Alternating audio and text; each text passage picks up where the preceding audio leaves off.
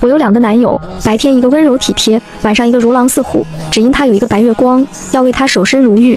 于是每晚与我同房的男友，变成了他的双胞胎弟弟。对此我毫不知情，直到查出怀孕的那天，为了给他一个惊喜，我冒着大雨来到他常去的会所，却听到包厢里传来带着笑意的男声：停云，还有1周就是你跟阮念桃的婚礼，婚礼上的惊喜都准备好了吗？准备好了，我会给他永生难忘的回忆。听到这，我的嘴角不自觉漾开一抹甜蜜的笑。跟顾庭云在一起的3年，他真正做到将我捧在掌心，疼宠入骨。哈哈，哥，要是阮念桃知道我假扮你玩了他这么久，他会不会当场崩溃发疯啊？哈哈，只怕阮念桃打死也想不到，庭云还有一个长得一模一样的双胞胎弟弟。他不是向来自视清高吗？要是知道自己被男朋友的弟弟玩了3年，真不知道表情会有多么精彩。我惨白着脸僵在原地，几乎不敢相信自己的耳朵。包厢内，只见顾庭云身边坐着一个跟他一模一样的男人，从长相到发型，甚至连眼尾的泪痣都毫无差别。那男人嗤笑一声，谁让他欺负如烟呢？如烟可是我哥的白月光，为了惩罚他，让他在最幸福的时候坠入地狱，我哥也是很辛苦了。周围平时热情喊我嫂子的兄弟们一言一语的调侃：石宇，还是你辛苦，这几年你干的可是体力活。哈哈哈，要不是长得不一样，这体力活我也想干。庭云为了柳如烟想出这样的计划，又陪着演了3年，还能守身如玉，简直就是情圣啊！顾庭云、顾时雨、柳如烟，我的脑袋嗡嗡作响，浑身血液几乎凝固，无法呼吸。曾几何时，我从噩梦惊醒，都是顾庭云抱着我亲哄，告诉我不要怕。曾几何时，我说起自己被霸凌的经历，是他一遍遍安抚着我，带我去看心理医生。我不敢信，也不愿信，我不明白，那些被爱的瞬间那么鲜明，怎么可能会是假的？包厢里的声音还在继续，如烟马上就回国，庭云你也不用一直当空中飞人了，每周都飞你也不嫌累。玩了3年的角色扮演，我终于可以做回自己了。每次我哥飞国外，都是我去哄着阮念桃。你俩的声音不一样，他一直没有发现吗？顾时雨嗤笑一声，那个蠢女人。我故意压嗓再告诉她我有咽喉炎，每次她都嘘寒问暖，天不亮就起来煮润喉汤，又是一阵哄堂大笑。顾庭云打断，够了，等婚礼结束，我会给她一大笔补偿，足够她余生无忧。庭云，你不会心疼上了吧？只见他轻嗤一声，怎么可能？那时雨呢？毕竟睡了3年，不会睡出感情来了吧？顾庭云转头看着顾时雨，顾时雨猛地摇头，3年了，我早睡腻了。哥，要不你上？顾庭云冷冷一笑，我嫌脏。行了，这次婚礼是他主动求来的，给钱只是怕他缠着我。1周后，我要在揭露真相后直接跟如烟求婚。我不知道自己是怎么离开会所的，雨点砸在身上，我却毫无知觉，只有包厢里的对话一遍遍在脑海中回响。柳如烟，只要提起这个名字，我就会控制不住的颤抖。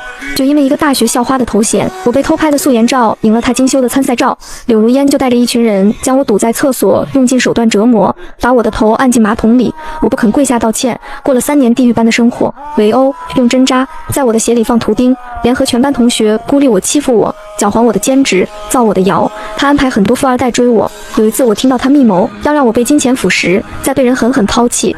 然而直到大3出国留学，我都没有被他们彻底击垮。可那时的我也已经重度抑郁，出现严重的自残行为。顾庭云就是这个时候出现的。他不像其他追求我的富家公子，总是用衡量货物的淫邪眼光打量我。他认真了解我的困境，倾听我的需求，知道我有一个长期吃药的奶奶后，他也没有看清我，反而力所能及的在我能接受的范围内改善我的生活。他帮我介绍实习和兼职，在我工作转场之际陪我坐在便利店吃晚餐，鼓励我：淘淘辛苦了，你真的很棒。有一次奶奶生病，我在外地，是顾庭云帮我把奶奶送到医院，又贴身陪护了1天1夜。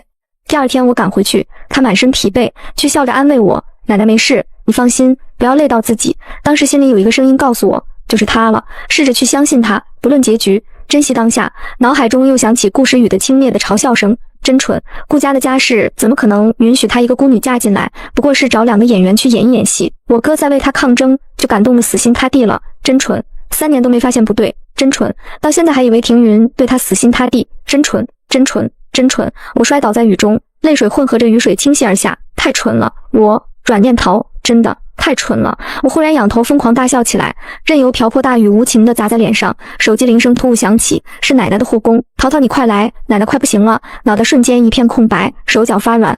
我凭着本能从地上快速爬起，冲到路边拦车。等我到医院的时候，医生已经下了病危通知单，呼吸衰竭，抢救已经没有意义了，好好陪陪老人吧。我砰的一下跪在地上，颤抖着握住了奶奶的手。奶奶用力笑着，淘淘别哭，对不起，奶奶还是没能坚持到你的婚礼。我用力摇头，我说不出话，也控制不住自己悲痛的呜咽。奶奶的目光艰难搜寻了一圈，庭云呢？奶奶想见见他。好，我声音哑得几乎听不见。我拿出手机，一遍一遍拨打顾庭云的电话，电话被一遍遍挂断。我快速发着信息，庭云，奶奶心脏衰竭，已经坚持不住了，你快来医院，奶奶想见你最后一面。庭云，奶奶在等你，只是见一面，你能过来吗？顾庭云，求求你。我的眼泪一颗一颗砸在手机屏幕上。这一刻，我甚至觉得谎言和欺骗都不重要，只要顾庭云能赶过来，只要让奶奶走得安心，什么都不重要。可顾庭云始终没有回应，我努力挤出一抹难看的笑，握着奶奶的手安慰她，奶奶，庭云有事被绊住了，你放心，我们感情很好，下周就结婚了。奶奶，我会很幸福的，您放心吧。交握着的手猛地被握紧，奶奶紧紧盯着我，桃子，好好活着，要幸福。她的手软了下去，最后看我的眼神里带着担忧。我茫然地看了一眼自己的手心，随后崩溃地跪在地上，哭得撕心裂肺。这一晚，我麻木地按照流程办理奶奶的后事。等候中，我从黑名单里把柳如烟的微信放了出来，点进朋友圈。原本计划着提前回国制造惊喜，收到惊喜的却是自己。配图的背景是在机场，顾庭云穿着玩偶服，手捧鲜花，嘴角带笑，眼神温柔，还有一张两人的合影，他笑得很甜。顾庭云侧着脸看他，眼神缱绻。我惨笑一声，熄了屏。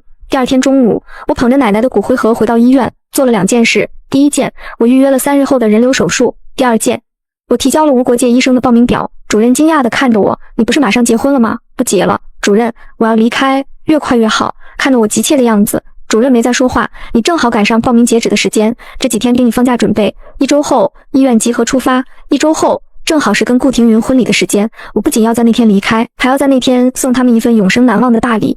我去首饰店挑了一只素银骨灰吊坠，把奶奶的一缕白发连同少量骨灰仔细装进去，剩下的骨灰安葬在本市最好的墓园。跪在墓碑前，我握着胸前的吊坠，低声说，奶奶您放心，我马上就要去做自己想做的事，我会好好保护自己的。回到别墅时，天色已暗，我刚推开门，就听见客厅里传出了笑声。顾庭云快步走来，握住我的手腕，把我带了进去。快来，给你介绍2个朋友。沙发上一男一女起身，转身看我，眼里闪着戏谑的光。我浑身克制不住的轻微发颤，这是我面对柳如烟时的生理性反应。顾庭云的声音带着笑意，如烟是我一起长大的好朋友，石宇是我的双胞胎弟弟，他俩刚从国外留学回来，正好赶上参加我们的婚礼。柳如烟冲我挥手，甜甜的笑。我跟淘淘认识，我们大学是室友。他快步上前挽住我的胳膊，贴在我耳边，用只有我能听见的气音说，对吧，淘淘。无数画面瞬间涌进脑海。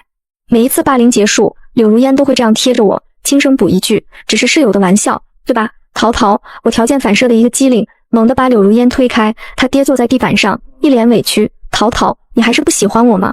我只是想跟你好好相处。2个男人的脸色同时沉下来，顾庭云快步过去扶起柳如烟，眸光阴沉。顾时雨不满地蹙眉，哥，你这未婚妻脾气挺大的，还没成为顾家少夫人呢，就已经这么嚣张了吗？顾庭云把柳如烟护在身后，语气愤怒而冰冷，阮念桃，道歉。我看着眼前3人，垂在身侧的手悄然握紧，想到昨晚听到的话，心脏像被人硬生生撕开。我沉默转身准备离开，刚走出2步，手腕被猛地扣住，巨大的力量拉得我踉跄。我抬头对上顾庭云翻涌着怒气的眸子，谁允许你走的？顾时雨语气凉薄，顾家高门大户，最注重教养，哥，你这未婚妻该好好调教调教了。你说的对。顾庭云眸光冰冷，淘淘，你马上就要成为顾家少夫人了，必须谨言慎行，时刻约束自己的行为。今天的事情你好好反思一下。说完，他强行拉着我往地下室走，我被推进其中一间屋子，没等我反应过来，门已经被他关上，严丝合缝的大门透不进一丝光芒。我这才意识到，这是一间没有窗户的小黑屋，纯粹的黑暗瞬间将我吞没。我惊恐地拍打门板，放我出去，顾庭云。放我出去！大学时，我曾被柳如烟关进小黑屋整整3天，没有声音，没有光。那一次，我精神崩溃，患上幽闭恐惧症。这几年，我每晚睡觉都要把所有灯打开，连床头小夜灯也不敢关。顾庭云刚开始很不适应，总是睡不好，翻来覆去。但每次我提出尝试关灯，他都会否定。淘淘，你不用强迫自己做任何事，我可以适应。他明明知道的，他们都知道，可还是选了这种方式惩罚我。仅仅因为我推了一下柳如烟，心脏顿顿的痛，我蜷缩在角落，用力抱住发抖的自己。是啊，过去的温情本就是假的，是他们故意演出来的，连这间小黑屋恐怕也是为我量身打造的。2天后，门锁咔嗒一声被打开，顾庭云站在门口，嘴角噙着愉悦的笑。上次的事，如烟已经不怪你了，你收拾一下，我们去试婚纱跟戒指。我被他牵出小黑屋，上车，直达市中心最大的婚纱店。刚一下车，柳如烟就热情迎上前，淘淘你来啦，上次没来得及恭喜你，我跟庭云是最好的朋友，今天就让我来陪你好好选婚纱吧。他脸上带笑，眼底却等着看我失态。我不仅没有惊恐或厌恶，反而对他弯了弯唇，谢谢，辛苦你了。柳如烟瞬间脸色一沉，随即又扬起更甜的笑，一左一右挽住顾庭云与顾时雨，意味深长地道：那我陪你一起试，淘淘。我也很快就要当新娘子了，我淡淡笑着，恭喜你。柳如烟眼底的光彻底沉下去。接下来，只要我多看2眼的婚纱，他就抢先叫来工作人员要试穿。他每次出来都拉着顾庭云的手，庭云，怎么样，好看吗？顾庭云每次都用痴迷的目光看着他，毫不吝啬夸奖。工作人员艳羡的感叹：这位新娘子可真幸福。柳如烟，哎呀，一声，转头看向站在一旁的我，对不起，淘淘，你才是新娘子，应该你先是的。他又轻捶顾庭云胸口。庭云，你怎么回事？怎么能把自己的新娘晾在一边？工作人员面露尴尬，顾时雨唇角勾着嘲讽。顾庭云这才看向我，有喜欢的吗？我随手挑了一件最普通的款式，进去试穿。出来时，3人已经不在店里。工作人员一脸同情，这位女士，柳小姐说要去选戒指，2位男士都陪着去了。您这边没事。我把婚纱脱下来递还，径直离开。半小时后，柳如烟发了一条朋友圈，配图是一枚镶嵌着宝石的满钻戒指，配文：庭云点天灯拍下的钻戒。我只扫了一眼便息屏，继续收拾东西。我把所有曾经送给顾庭云的礼物全部翻出来，连同我挑选的情侣杯、相册、钥匙扣，统统打包扔进垃圾桶。我刚把行李箱收好，塞进柜子，顾庭云就推门进来，手里拿着一只蓝色丝绒盒。这是拍卖会上给你买的戒指，正是柳如烟照片里那只的赠品。我平静接过，随手放在床头柜。他蹙眉，视线落在垃圾桶里那对曾经对我宝贝的情侣杯，怎么把杯子扔了？生气了。我抿唇，没有。他却因此笃定，是因为是婚纱的事。如烟只是我的好朋友，几年没见，所以才会多放点注意力在他身上。他伸手搂我，没必要跟他吃醋。我跟他要是有什么，早就在一起了，不是吗？淘淘，你才是我的新娘，我对你的心，你还不明白吗？听到这句话，我的心脏像被人狠狠揪了一下，泛起尖锐的疼，我眼眶微红。顾庭云见状摸了摸我的头，对不起，淘淘，让你受委屈了。闻言，我指尖轻颤，这瞬间，我甚至冲动的想质问他，想分清他的真情或假意，想知道这3年来他到底有没有一分真心。顾庭云的电话响了起来，他快速接起，如烟，我马上来。挂完电话，他揉了揉我的头发，我还有事。你早点休息，过几天当最美的新娘子。2个小时后，我洗漱完躺在床上准备入睡，迷迷糊糊之际，房门忽然被拧开，本该在酒吧陪柳如烟开派对的顾庭云走了进来，她身上带着酒气，掀开我的被子就附了上来，肌肤相触的瞬间，睡意瞬间消散。我无比清醒地意识到，附在我身上的人是顾时雨。我用尽全身力气将身上的人狠狠推开。顾时雨蹙眉看着我，还在生气。他揉了揉眉心，神态跟顾庭云一模一样，酒液浸润过的嗓音也别无二致。若不是听到过顾庭云为了柳如烟守身如玉，我根本分辨不出来。他再次欺身凑近，今天已经跟你解释过了，如果我心里有他，就不会跟你结婚。顾时雨要吻我，我瞪大了眼，猛地侧身躲开，干呕起来，我呕得眼睛都红了，却依旧抑制不住，推开男人往卫生间冲。顾时雨注视着我的背影，眉头微蹙，眼神微闪。门外，顾时雨的声音响起：你们听到了吗？这女人干呕，不会是怀孕了吧？紧接着是一片愕然的喧哗，其中一个兄弟大声喊：时雨，你可别玩大了，到时候真相揭露被缠上怎么办？我的脊背瞬间僵硬，四肢发凉。我意识到顾时雨的手机一直在保持通话状态，柳如烟的声音紧随着传进耳朵：庭云，时雨，你们不要太过分了，过分。顾庭云语气冰冷：他针对你那么久，这是该受的惩罚。柳如烟担忧道：万一淘淘真怀孕了呢？2个男人异口同声道：不可能。电话那头，顾庭云声音格外无情：就算真怀了，也要处理干净。时雨，你说呢？顾时雨喉结上下滚动2下，当然了，不知怎地，他的心脏有一瞬间的揪紧。下一秒，他看到我打开了门，脸色惨白地看着他，他心脏漏跳了一拍，快速结束通话上前：怎么了，淘淘？怎么脸色这么难看？是不是哪不舒服？你该不会怀孕了？我定定看着他，扯了扯嘴角，没有，胃病犯了。第2天一早，我按照预约好的时间到医院做手术，走出医院已是中午。顾庭云的电话打了过来，紧接着他的车停在了医院门口，他快速下车，将我往副驾驶座上带，走，带你去吃饭。一路沉默，顾庭云嘴角的笑意一直没有落下。他车上放的歌是学生时代柳如烟最爱的歌，也是我最厌恶的歌。刚到餐厅，柳如烟就指着桌上的蛋糕说：淘淘，昨天是我没有分寸，这是我为了赔罪特意排队买的网红蛋糕，你一定要尝尝。饭桌上，柳如烟不断说起3人小时候的事情。庭云、时雨从小就最疼我，那时候过家家，他们还争着抢着要给我当新郎呢。有一次我爬树上下不来，还是庭云趴在地上给我当肉垫。上初中被男生围堵，庭云、时雨2个人为了保护我在医院躺了好久。顾庭云、顾时雨笑着附和，三人聊得热络，只有我一直沉默。柳如烟却忽然看向我，淘淘，你怎么不说话？是不是对我有意见？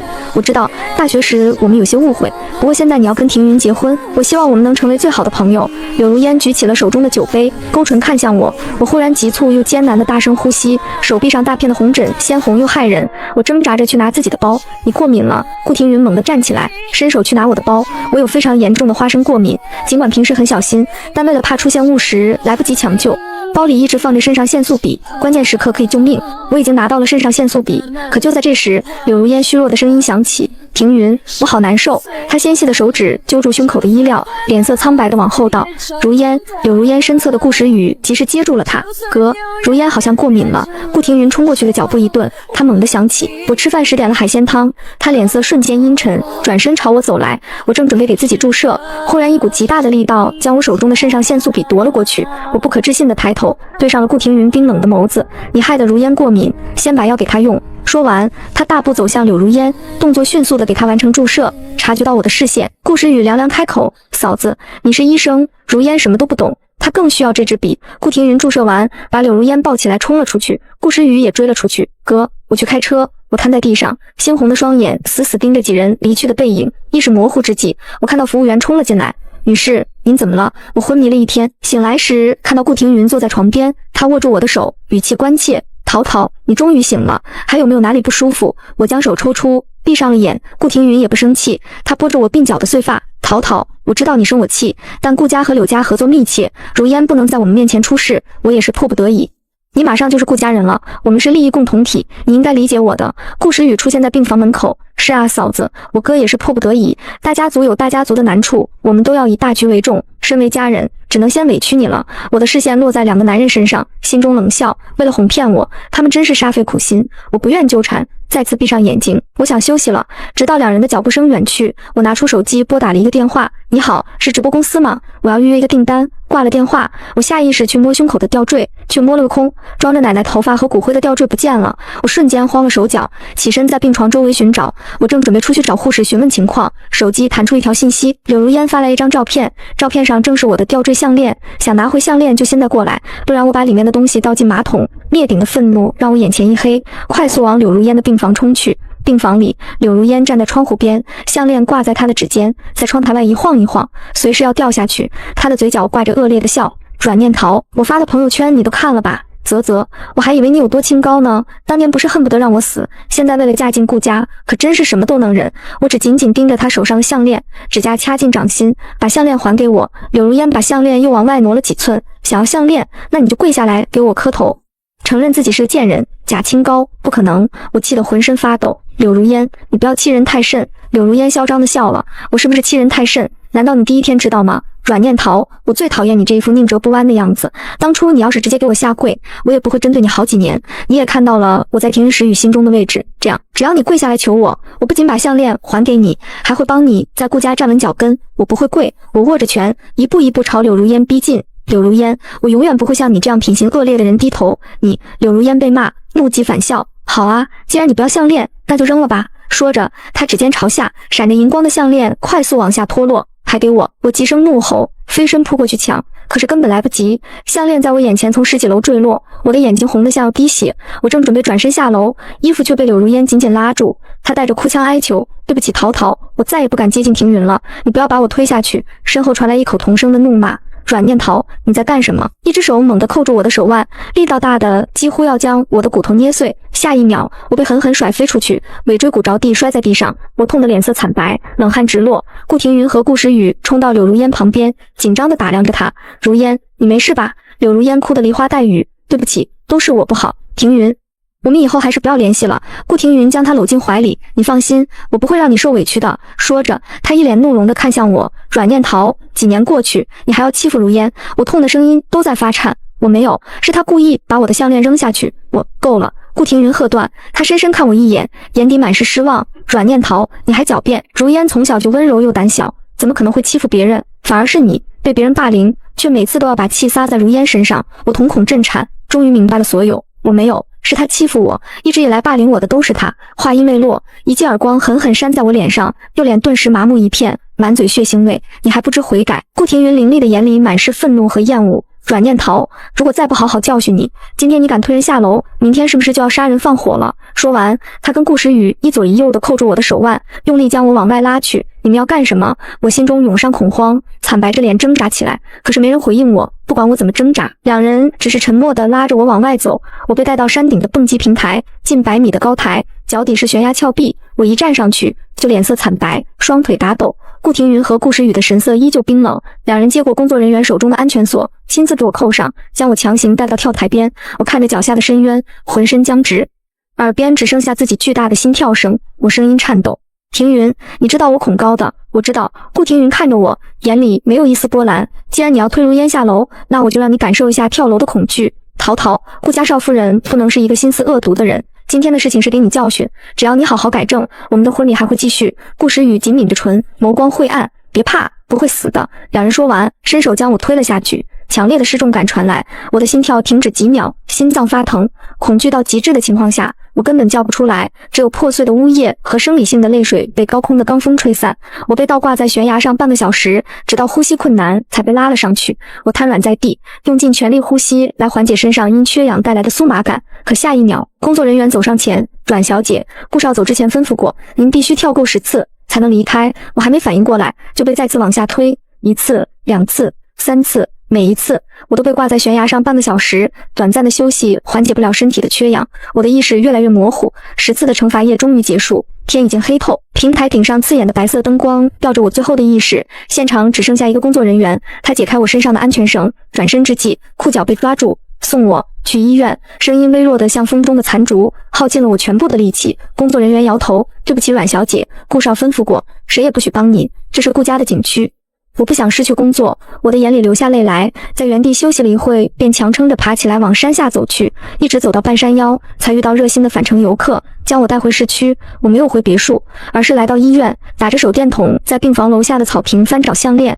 随着时间的推移，我越来越焦躁，泪水在我的眼里打转。忽地，身后传来一声喝问：你是谁？在这干什么？是医院的保安。在保安的帮助下，我找到了负责草坪的清洁工，确实有一条项链，我以为没人要，丢到垃圾桶了。我追问在哪个垃圾桶，清洁工摇头，已经清走运往垃圾场了。你现在想找，只怕也找不到了。哪个垃圾场？那条项链对我很重要，我一定要找回来。我在垃圾场找了一夜，找到项链的那一刻，一直强忍着的眼泪终于落了下来。可下一秒，我发现原本装在项链里的头发和骨灰不见了，脑袋嗡的响了一下，我抓着项链往医院跑。刚到医院门口，正好遇上出院的柳如烟。柳如烟夸张地捂着鼻子后退，嫌弃地看着我：这是哪个垃圾堆里的垃圾跑出来了？我死死地盯着他，我吊坠里的东西呢？柳如烟看着我手里项链，忽地笑了：你说里面的脏东西啊，早被我倒进马桶里冲掉了。柳如烟，我气得浑身发抖，脑袋嗡嗡作响，鲜红的眼里满是恨意。我猛地冲了上去，用尽全身力气狠狠给了他一巴掌。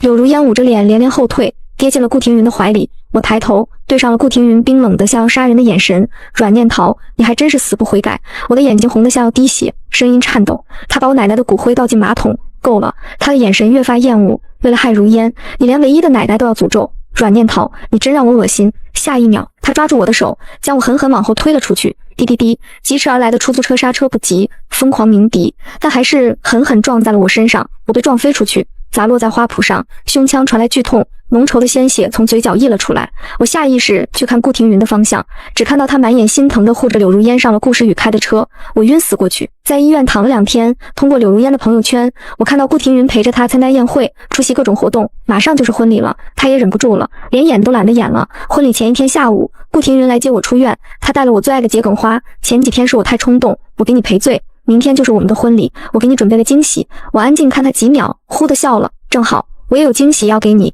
顾庭云微怔，脸上闪过一丝不自然，又很快遮掩过去。回别墅的路上，天气突变，下起大暴雨。雷声响起时，顾庭云忽然变得焦躁不安。他一手开车，一手拿着手机，不断给柳如烟拨打电话，一遍又一遍。电话迟迟未被接通，他忽然一个急刹，将车停在路边，拿起车内的雨伞递给我。我还有点事，你自己打车回去吧。说完，他动手解开了我的安全带，亲身打开了我的车门。我没有接那把伞，只深深看了他一眼，转身毫不留恋地下车，关上车门。顾庭云顿了一下，看着手中那把伞，心中闪过异样的感受。他打开车门，准备把伞拿给我，但柳如烟的电话打了进来，他的声音带着哭腔：庭云，我好害怕，你快来！”顾庭云脸色一变，放在门把手上的手收了回来，快速启动车子，回到别墅。我收到顾庭云的消息，婚礼前夜不能见面，今晚我不回来了。我没有回，大约是淋了雨。晚上我发了低烧，迷糊中梦境不断，一会是柳如烟带人将我打得爬不起来，然后用脚踩着我羞辱的画面，一会是顾庭云哄我，给我做饭，陪我看电影的画面，一会是我的初夜，还有后面无数次的缠绵。眼泪从我的眼角落下来，可醒来时，我的眼里只有一片寒冰。婚礼当天是奶奶的头七，天边微亮之时，我提着行李去了墓地。从墓地出来，我打车去了医院，等待集合出发。路上，我打开微信群，跟群里的人确认婚礼上的细节和计划。随后，我找到收藏的直播间，点了进去。镜头里，面容精致的网红美女站在镜头前打着招呼：“各位网友，大家好！今天我们应一位新娘的邀请，来参加一场婚礼，进行现场直播。”我看着手机，黝黑的眼底闪着冰冷的光。婚礼现场，顾庭云穿着新郎服，顾时雨和柳如烟穿着伴郎伴娘的服装。简单的户外草坪婚礼，到场的人都是同龄的年轻人。所有人都心知肚明，等待好戏开场。直播团队进来的时候，顾庭云愣了一下，上前询问对方的来意。得知是阮念桃请来的直播团队，他眉心微蹙。他是打算惩罚阮念桃，但他并不打算大肆宣扬。如果真的全网直播出去，那对他以后的生活和工作会有很大影响。抱歉，今天的婚礼不方便直播，请你们。话没说完，柳如烟走过来，拉着顾庭云的衣袖撒娇：“庭云，既然是陶陶请过来的，我们当然要尊重他的意思。”他站在两兄弟中间，对着镜头打招呼：“大家好，我是今天的伴娘，也是新郎伴郎一起长大的好友。”顾家两兄弟抿抿唇，终究还是没再开口。镜头前，阮念桃看着这一幕，嘴角勾起了讽刺的笑。开场的时间已经到了，新娘却迟迟没有到场。顾庭云一遍遍拨打着阮念桃的电话，却一直显示关机。他蹙眉吩咐助理去医院看看阮念桃是不是在他奶奶那里。他今天并特意没有安排他奶奶到场，怕刺激到老人。冰冷的关机提示音还在不断传来，让他越来越不安。他是不是知道什么了？就在这时，身后的大屏幕响起了对话声：“哥，要是阮念桃知道我假扮你，玩了他这么久，他会不会当场崩溃发疯啊？只怕阮念桃打死也想不到，庭云还有一个长得一模一样的双胞胎弟弟。要是知道自己被男朋友的弟弟玩了3年，真不知道表情会有多么精彩。为了惩罚他，让他在最幸福的时候坠入地狱，我哥也是辛苦了。”顾庭云和顾时雨脸色一变，阮念桃提前知道了，两人心中都涌上莫名的恐慌，还没来得及反应，屏幕上的画面再次变化。学校厕所里，柳如烟指使周围的人去扒阮念桃的衣服，用烟头在她身上烫出一个一个疤痕，让人轮流上去扇耳光，最后暗将她的头按进马桶里面。现场安静下来，只有阮念桃的惨叫回荡着。屏幕上，柳如烟妆容精致的脸上恶毒又嚣张：“阮念桃，敢抢我校花的名头，你今天要是不下跪磕头，我会让你未来4年生不如死。”顾庭云和顾时雨僵在原地，浑身血液凝固。紧接着，一个接一个柳如烟霸凌阮念桃的场景在屏幕上播放，直到画面定格在柳如烟恶毒的表情上，两人才回过神来，僵硬的转头去看柳如烟。这个女人竟然一直都在骗他们。柳如烟疯了般的叫嚣着：“关掉，给我关掉！”就在这时，大屏幕再次播放起霸凌画面。这一次，屏幕上的柳如烟更加年轻，被霸凌的女孩另有其人，还穿着高中校服。更多的霸凌画面一个个弹出来，在大屏幕上，多个视频同时播放。现场除了柳如烟发疯的尖叫，还有各种各样的惨叫。柳如烟疯了似的冲向操控台，原本在一旁充当安保人员的一个大叔冲出来挡住，狠狠一巴掌将他扇倒在地。“就是你，逼得我女儿跳楼身亡，害我们家破人亡，还把我们逼走。”原本各司其职的工作人员全部冲了出来，指认他的罪行，对他进行殴打。他们每一个都是受害人或受害人的家属，被柳如烟逼死的人不止一个。但他们不管是上网求助还是报警，都很快被压了下去。被霸凌的人要么死，要么求饶到他满意为止，他才会寻找下一个目标。而阮念桃是被霸凌的最久的，也是柳如烟最恨的。他越是宁折不弯，柳如烟就越要毁掉他。一开始阮念桃也上网曝光，也试着报警，但都没有用。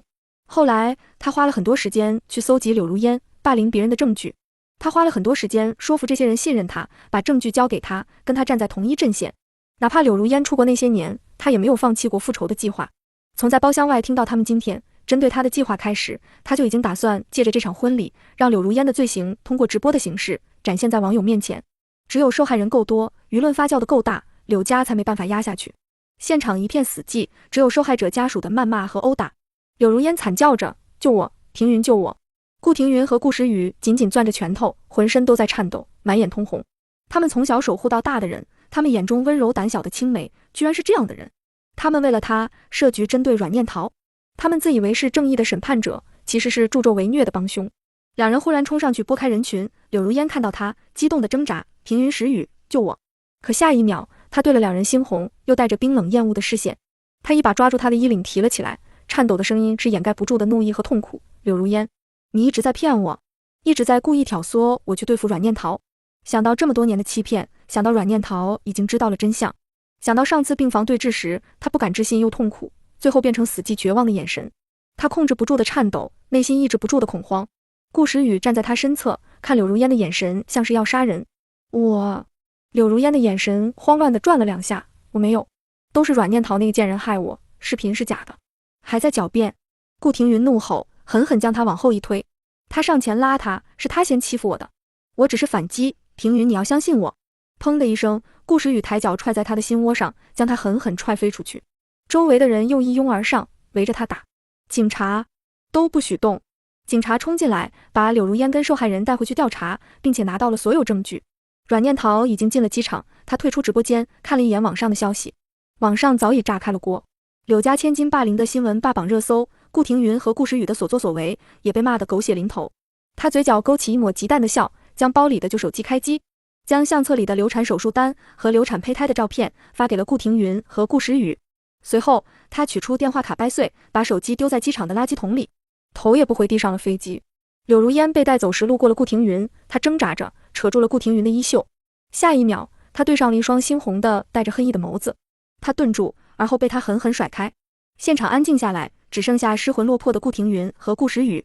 去医院的助理回来了，少爷，阮小姐没有在医院，医院的护士说阮小姐的奶奶早在1周前就已经去世了。什么？两人一怔，不可置信地看着助理，不可能，奶奶去世，她为什么没说？助理连忙解释，死亡时间是上周五晚上11点，我确认过了。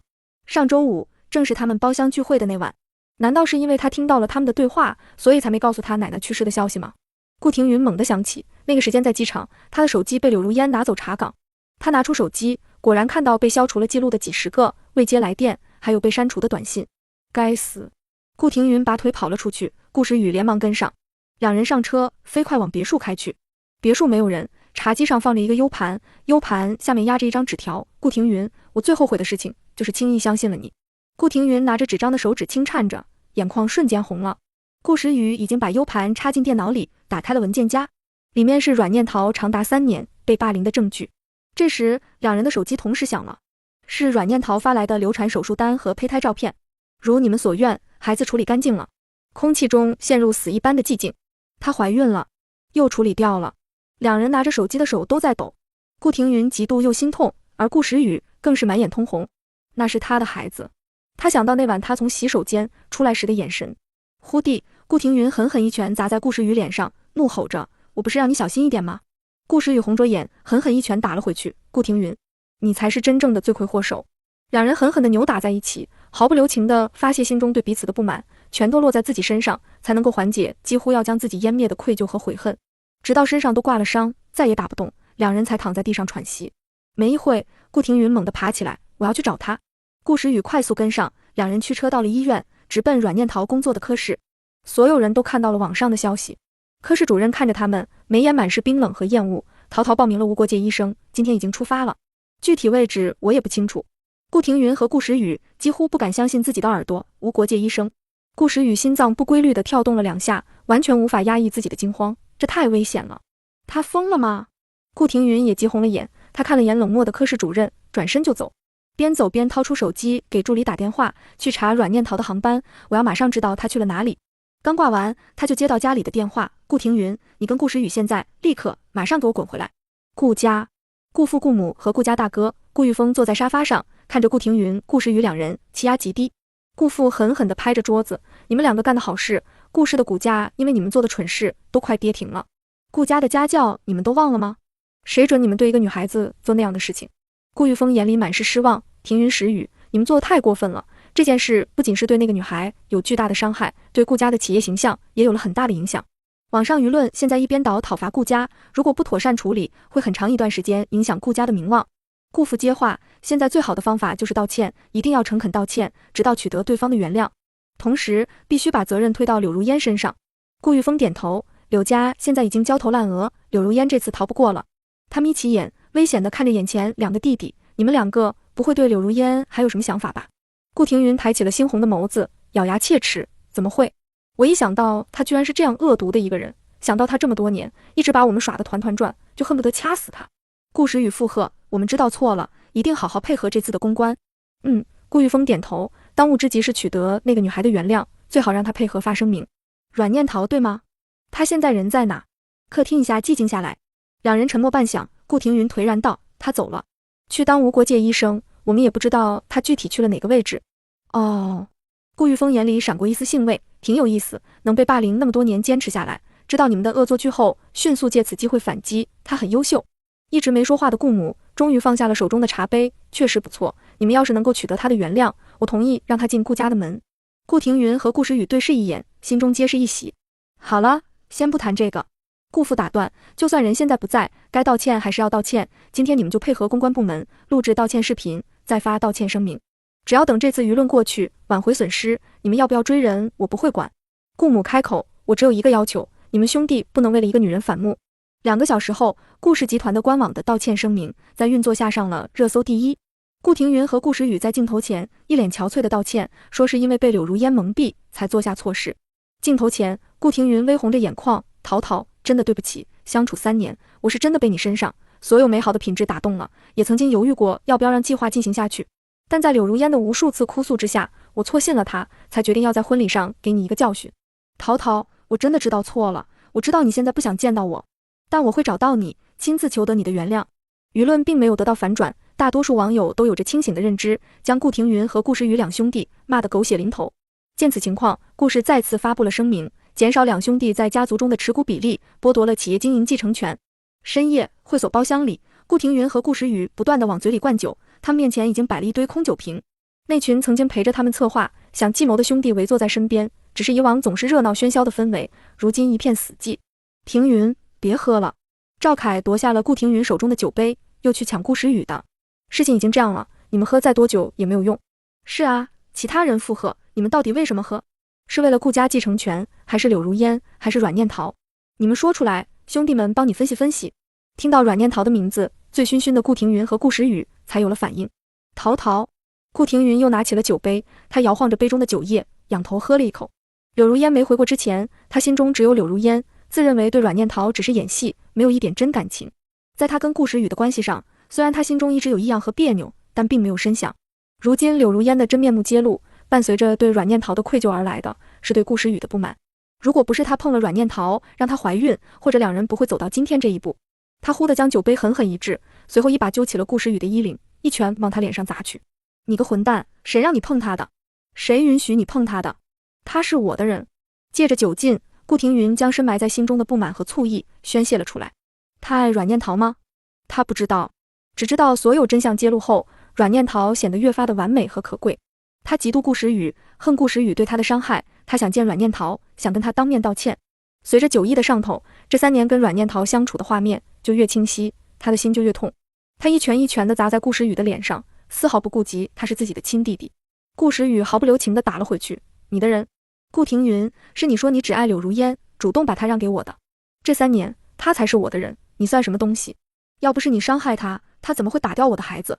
所有的一切因你而起，你才是那个骗子，是他最恨的人。顾时雨也发了疯，想到那天晚上阮念桃从卫生间出来惨白的脸色，还有死寂的眼神，他的心就阵阵抽痛。阮念桃真的怀孕了，她怀的是他的孩子。他一定是听到他说要打掉的话，才毫不留情地打掉自己的孩子。上周在包厢的时候他就说谎了，他根本没有睡腻他，他只是没有看清自己的对阮念桃的感情，他以为她是心思恶毒的女人，才会一次又一次地伤害他。可现在他才知道，他错得离谱，他一定恨死他们2个了。他听到了那样难听又恶心的话，他被一次又一次伤害，他一定不会原谅他们的。两人疯狂互殴着，打红了眼，不管周围的人怎么拦都拦不住。顾时雨，他爱的是我，要嫁的人是我，你算什么东西？顾庭云想到顾时雨和阮念桃的关系，随手抓起桌上的酒瓶，狠狠往顾时雨头上砸去。砰！玻璃碎裂的时候，顾时雨也拿起了酒瓶，狠狠砸在顾庭云头上。包厢陷入了死一般的寂静。下一秒，两人头上鲜血流下，瘫软着倒下去。两人再次醒来是在医院。顾庭云一睁眼就对上柳如烟哭得红肿的眼睛。他脸色瞬间阴沉下来，你怎么在这？柳如烟咬唇，梨花带泪，顾庭云，你发的道歉声明是什么意思？你不是说你一直爱的都是我吗？顾庭云深深看了他一眼，冷笑道，柳如烟，我爱的那个人是假的，是你演出来的，不是吗？那又怎么样？柳如烟抓住他的手，如果你喜欢，我可以一直是那个样子的。庭云，我真的知道错了，我以后不会再做那些事情了，都是他们先欺负我的，我没有骗你，都是他们的错，我……够了。顾庭云狠狠地甩开了他，柳如烟，你到现在还是没有认识到自己的错误，你心中自己根本没有错。他认真地看着他，我们从小就在一起长大，我不知道你是什么时候变成这样的，或者说你从小就是这样，从小就是在伪装。柳如烟，我现在多看你一眼都觉得发寒。柳如烟的脸色变了又变，庭云，你怎么能这么说我？我怀了你的孩子啊，我是被保释出来的。你说什么？顾庭云脸色瞬间变得铁青。柳如烟，我们什么时候？他猛地顿住，想到1个月前飞去看他的那次。他喝多了，醒来2个人躺在一张床上，但具体有没有发生什么，他根本不记得，只是柳如烟态度模糊，很羞涩。你想起来对不对？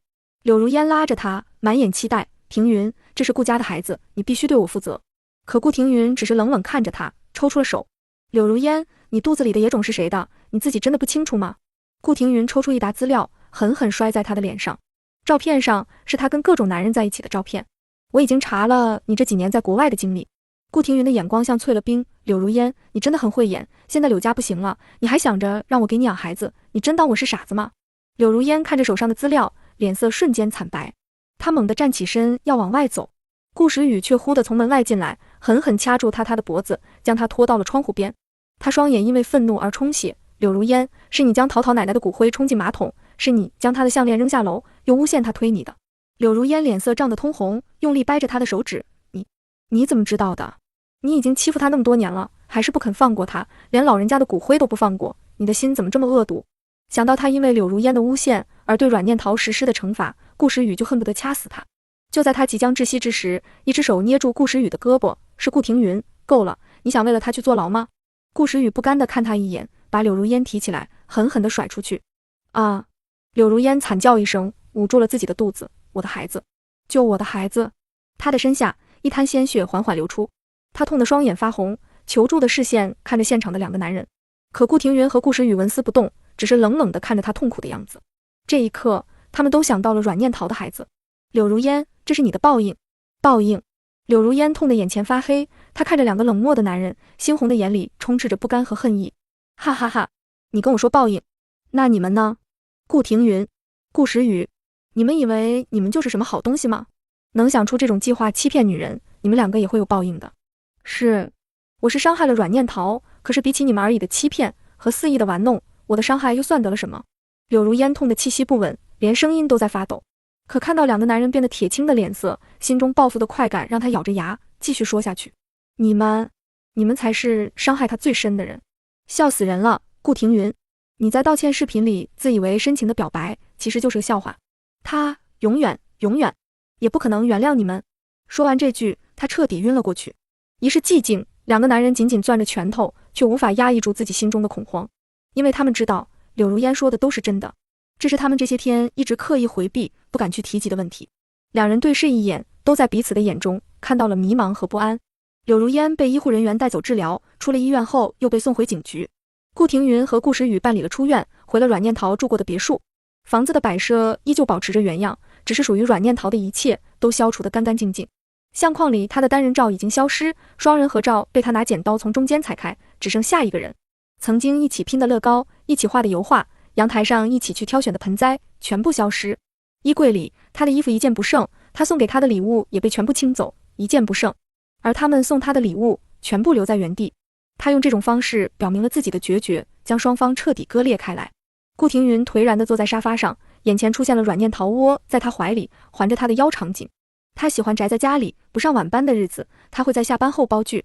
有时他下班早，2人会选一部电影抱在一起消磨时间。他像个小仓鼠一样吃着薯片，还会把薯片时不时塞他嘴里。他是很喜欢他的。这一刻，顾庭云终于意识到自己内心的真实想法。跟柳如烟在一起的时候，他需要准备很多东西，想很多活动才能感觉到充实。可跟阮念桃在一起的时候，他不需要去思考这些，他很放松，来自灵魂深处的放松。可是当他意识到的时候，已经太晚了。顾廷云靠在沙发上，用手臂掩住猩红的眼眶。顾时雨坐在梳妆台的凳子上，抹撒着空了的相框发呆。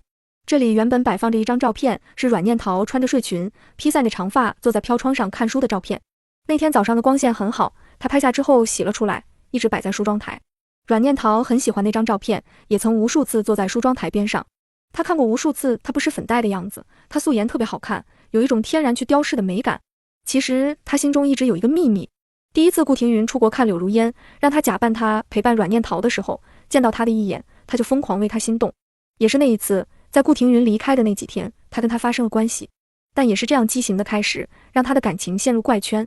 因为她喜欢的是顾廷云，在她的眼里，她只是顾廷云，所以她疯狂压抑自己。每次听柳如烟说阮念桃欺负她，她就会在心里唾骂她，告诉自己那是一个恶毒的女人，根本不值得她喜欢。她成功的骗过了自己。如果她能正视自己的内心，如果她能不受柳如烟的挑唆，如果她能阻止顾廷云的计划，可惜没如果。一滴泪落在空了的相框上，又被她快速擦去。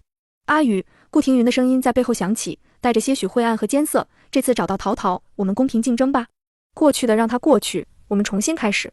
顾时雨沉默良久，才哑着嗓子回应：好，重新开始，公平竞争。就在这时，顾廷云的手机响了起来。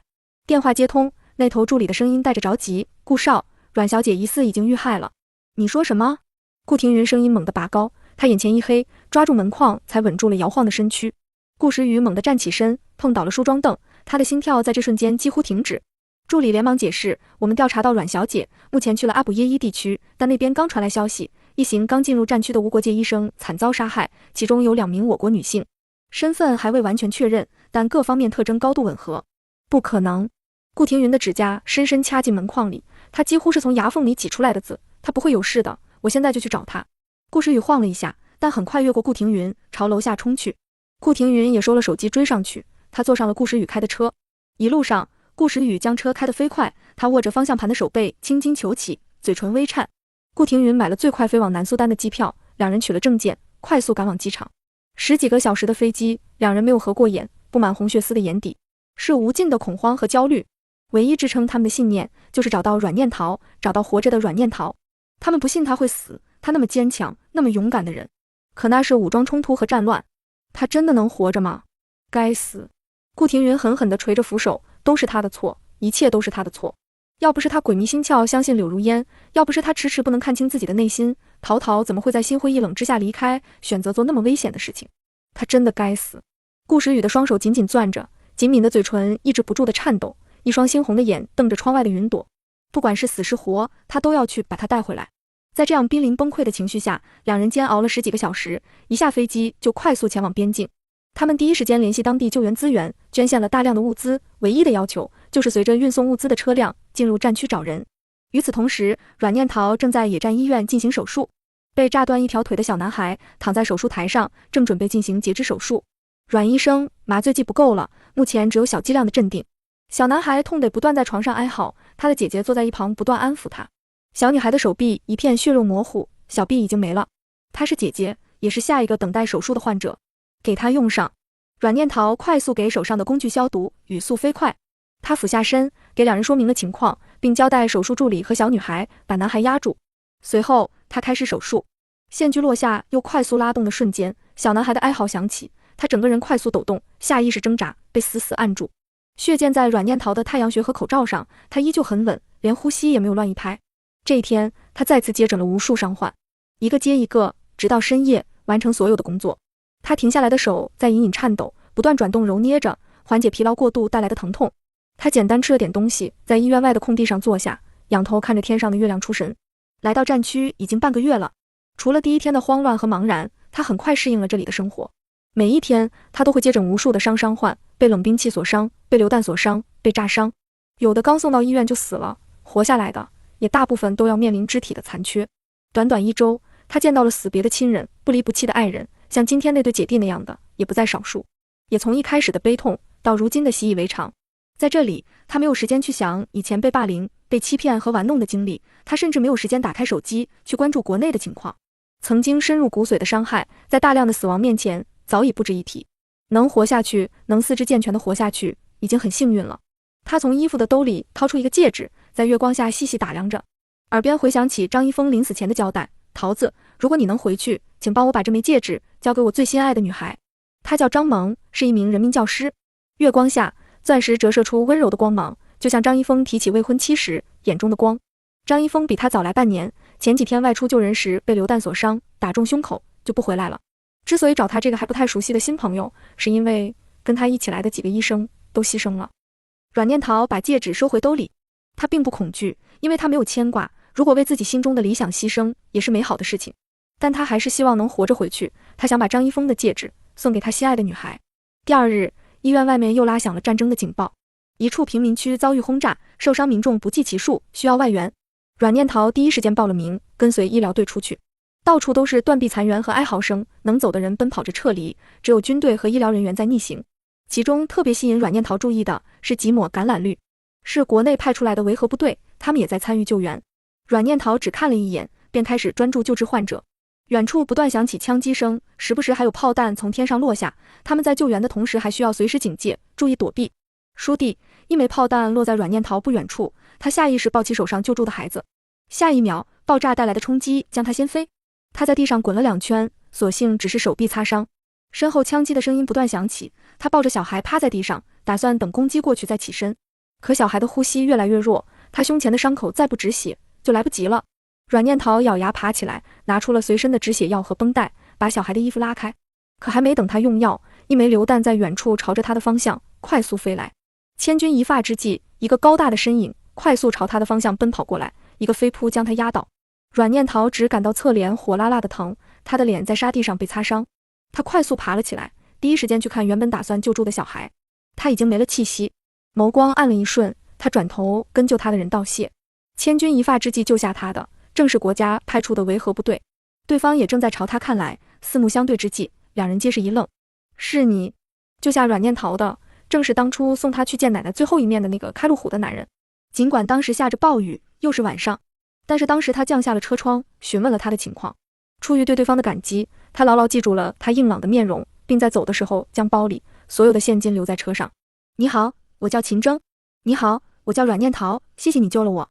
之前我们在国内见过一次，是你送我去医院，你还记得吗？秦征笑了一下，记得。没想到还会再见。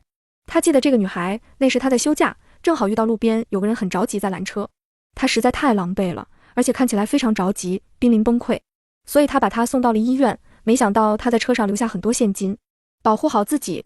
他快速说了一句，转身继续执行任务。阮念桃也收回目光，开始继续救人。第二天，一个穿着维和部队橄榄绿军服的高大男人冲了进来，他背上背着一个男人，血滴了一路。阮念桃正好路过，看清背上男人时，他赶紧冲了过去。受伤的人正是秦征，他连忙把人带到手术区，指挥男人把秦征放下。他一边快速用剪刀剪开他身上的衣服，一边问道：什么情况？男人语速极快，腹部中弹，胸前中刀。阮念桃已经看清秦征的情况，他胸前有一道很长的伤疤，血肉模糊，腹部有一个血洞。他需要手术助理，但这回医院人手不足，只能看向送秦征过来的男人，你帮我打下手。说完，他整理手术盘，忽然想起来麻醉剂用完了，还没有物资补充进来。床上的秦风用力睁开眼，挤出一句：不用麻醉。阮念桃没有意外，这种情况在这里已经发生很多次了。他找来一根木棍，让秦征咬在嘴里，防止咬伤。随后简单跟送人来的军人说了一下手术工具的名称，便快速开始手术。刀锋划破血肉之时，床上男人闷哼一声，但好在身体很稳，没有挣扎。送人来的男人也没有出岔子，能精准地把他需要的手术刀递给他。1个小时后，他缝合完秦风胸前的伤口，打结。我会给你腾一个床位，你需要住在这里恢复几天。他转身快速离开，继续救人。只是多了一丝忧心，医院目前资源紧缺，抗生素不够，不知道他能不能熬过去。在这里，死于术后感染或医疗资源紧缺的人很多，毕竟环境和条件摆在这。正忙着，门口响起一阵欢呼声，他隐约听到有车队送医疗资源过来了。阮念桃也冲了出去，他需要抗生素。刚围过去，就见车厢后面跳下来一个男人，阮念桃只看到那人的背影，便觉得熟悉。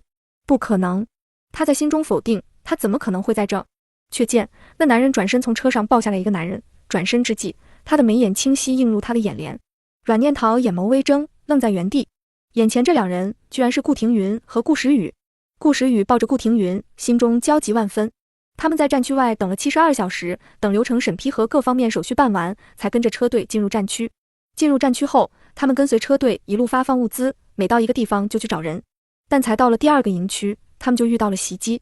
顾廷云中弹了，由于没有条件救治，他们只能跟随送医疗物资的车子到最近的战地医院。在来的路上，顾廷云已经彻底陷入昏迷了。顾时雨抱着顾廷云往里面冲，却在一个抬眸时看到了人群中的阮念桃。他眉眼冷淡如雪，眸中神色复杂。顾时雨脚步顿住，眼中闪过欣喜若狂。他没死，他还活着。他心中涌现巨大的喜悦，但随即被眼下的状况冲散。他朝阮念桃走了过去，眼眶微红，声音嘶哑：“桃桃，我哥中弹了。”阮念桃瞥了昏迷的顾廷云一眼，跟我过来。他带着2人进入手术区，开始给顾廷云做手术，同时让顾时雨按住他。下刀取子弹的时候，原本已经昏迷的顾廷云闷哼一声，抽搐2下。手术很顺利，阮念桃收拾好工具，转身就走。桃桃，身后传来顾时雨的叫声，他脚步不停，继续去忙自己的事情。他真的很忙，忙到看到顾廷云和顾时雨2人，也只是有一瞬间的意外。他没有多余的时间伤春悲秋。顾时雨守在顾廷云旁边，一双眼睛不断寻找着阮念桃的身影，看着他不断穿梭在病患之间，看着他忙得没有片刻停歇，他既心疼又骄傲，还很庆幸。他庆幸他还活着，活得这么好，这么坚韧，没有被他们的伤害击垮。他心中涌动着一团火焰，那团火焰时刻灼烧着他的内心，是欣赏，是敬佩，是爱，是悔，是恨，是自惭形秽。他远远地看着他，舍不得眨眼。阮念桃拿了抗生素，第一时间给秦征先用上。他的体质很好，他过去的时候他已经醒过来了，身体还很虚弱，但是精神很好。趁着他用药的时间，他向他道谢：“阮医生，谢谢你救了我。”阮念桃给他注射，没有抬眼：“不用客气，这是我的职责。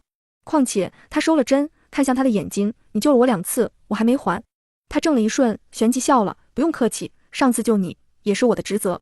国内搭车那次只是顺路，你不用放在心上。”阮念桃抿唇摇头，神色认真：“你让我见到奶奶最后一面，这对我来说跟救命针没什么区别。”他后来甚至想过，如果他没能赶上见奶奶最后一面，如果不是奶奶让他好好活着，他可能早就崩溃，他会直接去死，或者在报完仇后再去死。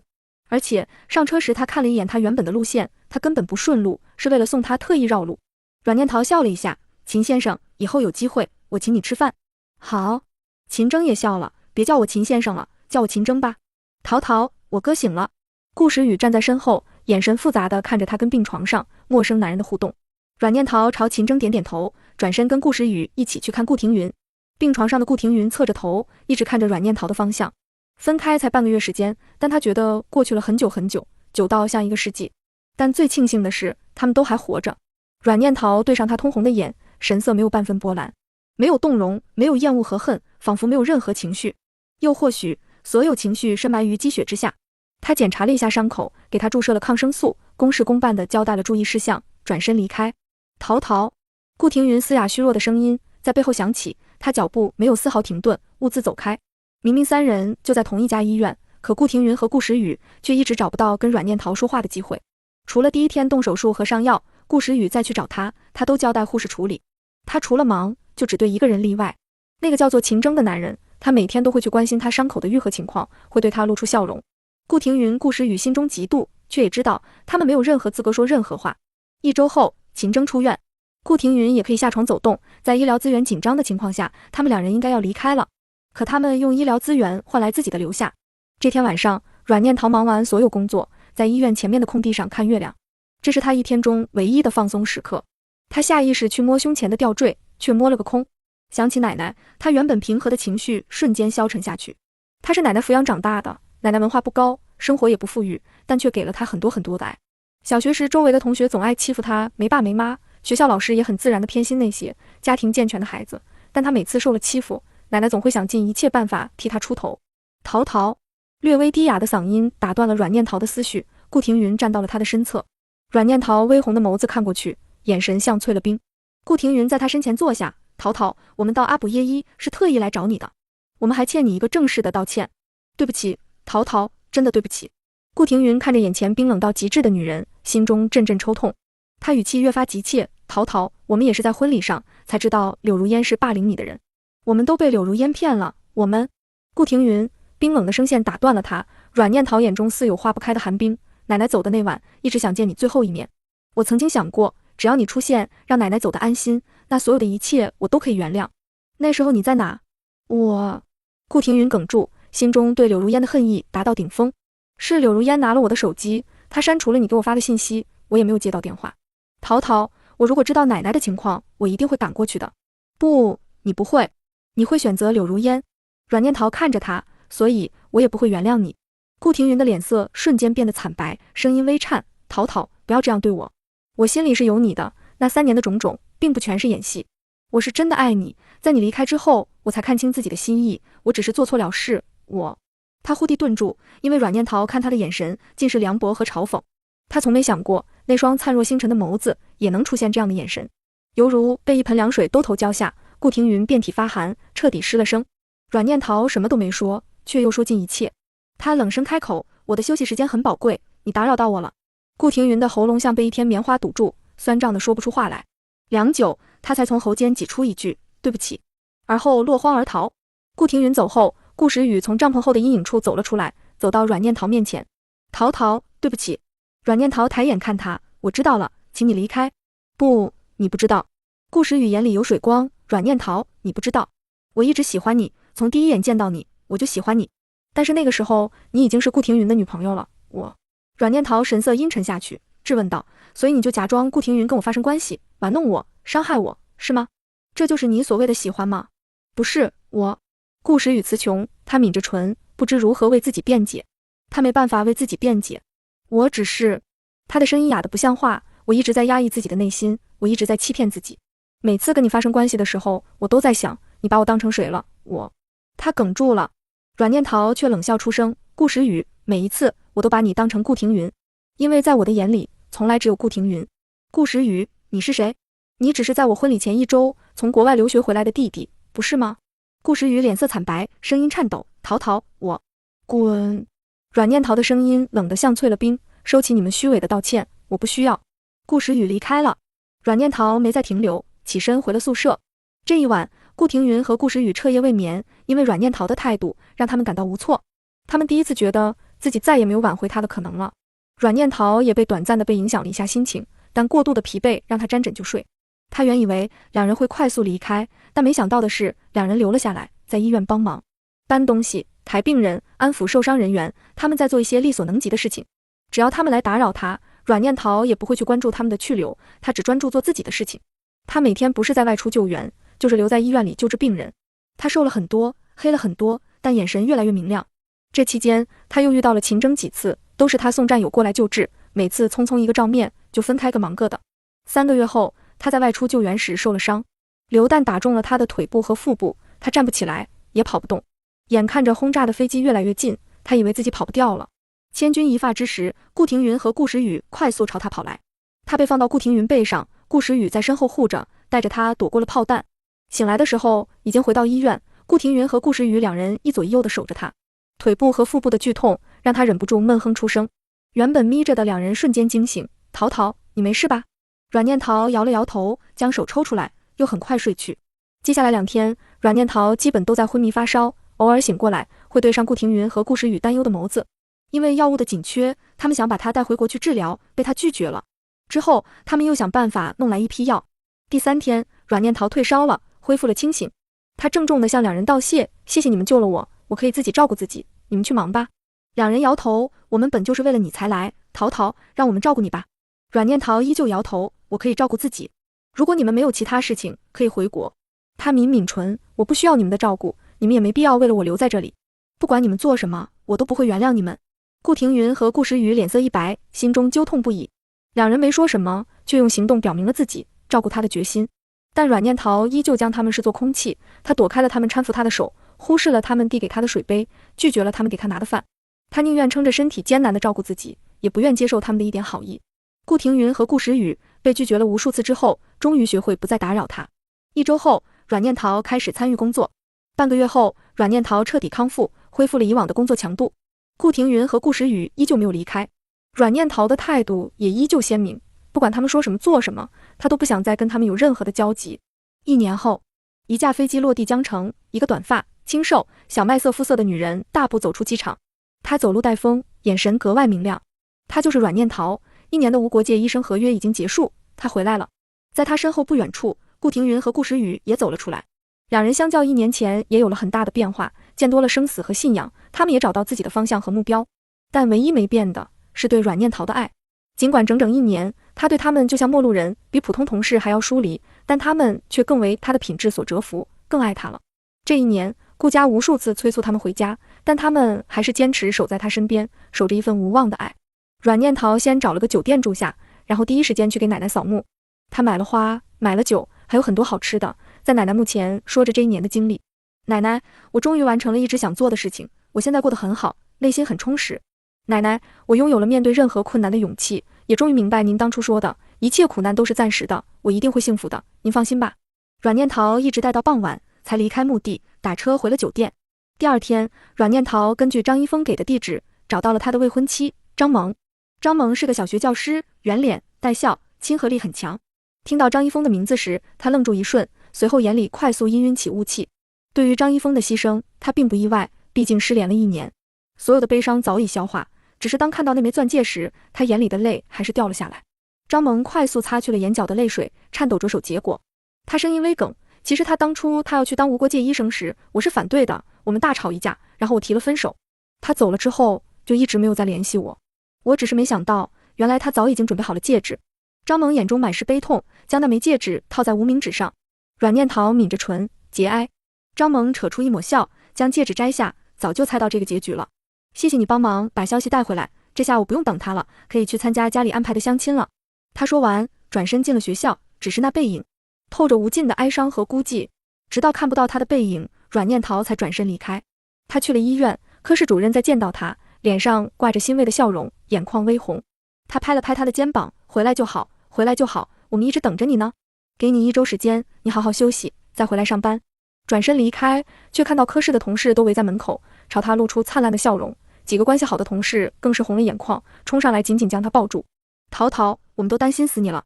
阮念桃心中一暖，露出真挚的笑容。他到酒店拿了行李，随后回了自己家。老旧小区的一个2居室，房子很小，却是奶奶住了几10年的地方。他把东西放回自己房间，开始大扫除，一直忙到傍晚，又开车去超市采购。家里物资紧缺，他买了满满一购物车，抱起来的时候连视线都挡住了。他走得艰难，到门口的时候被忽然冲出来的熊孩子狠狠撞了一下，手上的东西全部砸到地上，他也重心不稳，狠狠朝地上砸去。温热的大掌拉住他的手臂，将他拉了回去，下一秒他撞进一个温热的怀抱。男人胸肌结实，撞得他鼻尖酸痛不已，眼眶微红。没事吧？很耳熟的声音，阮念桃猛地抬头，对上一双带笑的眸子。秦征，你也回来了。阮念桃露出一个真心的笑容，他很惊喜。在阿卜耶1年，他跟秦征在医院遇见的次数不少，两人也熟稔了许多。秦征的声音带笑，维和任务为期1年，已经结束了，我以后会常驻江城。你呢？他说着，主动蹲下身帮他捡地上散落的物品。我马上回市一上班了。阮念桃将东西整理好，正准备抱起来，东西已经被秦征提起。我来吧，你带路就好。阮念桃没有拒绝，带着秦征往车的方向去。等把东西放下，他主动提出邀约，我请你吃饭吧。秦征没有拒绝，两人商量了一下，选择吃火锅。认识1年，这是两人吃的第1顿饭，话题从阿卜耶1开始，也不会冷场。随着话题的深入，两人的氛围越来越和谐。这顿饭宾主尽欢，饭后各自分开回家。回去的路上，秦征的嘴角一直上扬，而阮念桃心中的孤寂似乎也被冲散了一些。第2天，阮念桃回了高中母校，见了高中时的班主任。谈起工作，他说起自己这1年的经历，班主任脸上露出惊讶的神色。我有个学生，也是刚从阿卜耶1回来。他看了看手表，他约好来了，今天来看我，算算时间，应该快到了。话音刚落，左侧响起熟悉的嗓音，张老师，好久不见。阮念桃应声看去，就见秦征站在不远处，脸上是跟自己如出一辙的惊讶。两人对视一眼，忽地都笑了。这一天，两人结伴在学校的操场里走了一圈又一圈。阮念桃这才知道，秦征是比他大2届的学长，只是整个高中时期，两人没有认识的机会。这天之后，两人的联系频繁起来，彼此都有着心照不宣的亲密。3天后，阮念桃回医院上班，秦征也结束了休假。上班第1天，科室前台的护士就兴冲冲的抱着一大束玫瑰过来。阮医生，有人给你送花。阮念桃下意识联想到秦征，可拿过卡片一看，脸上的表情却淡了下来。是顾庭云。还没等他说话，另一位前台护士也抱着花进来。这次是顾时雨。他心中厌烦，唇角抿成直线，扔了吧。接下来的每一天，顾廷云和顾时雨都会送一束花到医院，两人没有直接出现，却又刷足了存在感，让人烦不胜烦。27岁生日这天，阮念桃走出医院时，顾廷云和顾时雨抱着花跟礼物朝他走了过来。桃桃，生日快乐！阮念桃的脸色瞬间冷下来，她蹙眉看着两人，顾廷云、顾时雨，请你们不要再给我送花，也不要再纠缠我了。顾廷云、顾时雨脸上的笑容落下，取而代之的是无尽的落寞。顾时雨率先开口，桃桃，你能不能给我一个追求你的机会？顾廷云附和，桃桃，我想跟你重新开始。阮念桃深吸一口气，眼中染上怒意，我的态度已经很明确了，如果你们再来纠缠，我会直接……话音未落，流动的人群中忽然传来熟悉的恶毒声音，贱人，去死吧！一把菜刀从左侧猛地朝阮念桃砍来，对面的顾廷云和顾时雨目眦欲裂，朝他冲了过来。桃桃！与此同时，刚到医院的秦征也快速拨开人群，朝他冲了过来。阮念桃反应很快，听到柳如烟声音的瞬间，他瞥见左侧有银光一闪而过，他脚步往后退的同时，身体后仰，躲过了菜刀。柳如烟第一下没有砍中，又迅速扬起菜刀，追着砍第二下。顾时雨就是这个时候冲上来的，在柳如烟刀锋落下的瞬间，他拉过阮念桃，转过身将她牢牢护在怀里。瞬间，刀锋划破他背部的血肉，鲜血溅了出来。顾廷云去拉柳如烟，柳如烟看到是他，没有丝毫犹豫地朝他砍去。顾廷云，你也该死！他最恨的是阮念桃，因为他曝光了他，害他坐牢。第二恨的是顾廷云，这个渣男在他出事后立刻抛弃他，还不愿意帮他养孩子。他原本可以借着怀孕保释1年，到时候柳家会想办法从中斡旋。可顾廷云和顾时雨害他流产，害他不得不坐牢。这1年，得知他罪行的狱友疯狂霸凌他，所有人都在霸凌他，他过得生不如死。柳如烟想到这1年的经历，瞬间看红了眼。他在顾廷云胸前砍了1下、2下，正准备砍第3下的时候，握刀的手被猛地攥住，手上的刀瞬息间被人夺走。